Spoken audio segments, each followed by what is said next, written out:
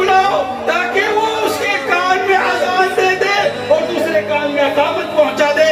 مطلب اللہ کی کبریائی پہنچا دے تو محمد مصطفیٰ کی رسالت پہنچا دے. یہ آپ پر اللہ کا فضل.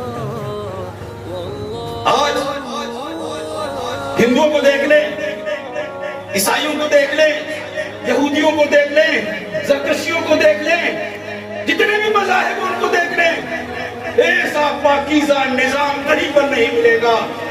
اس پاکیزہ وجود نے آپ پر رحمت نازل کر دی. تو میرے بھائیوں, آج ہم اکٹھے ہیں. ربیع الاول گزر گیا, ربیع ثانی شروع ہو چکا ہے, 11ویں شریف منائی جا رہی ہے, ان کا ذکر ہو رہا ہے. تو 11ویں والے کس کے غلام ہیں؟ 11ویں والے کس کے غلام ہیں؟ وہ کس کی حمد و ثنا بیان کر رہے ہیں؟ کن کی مدحتیں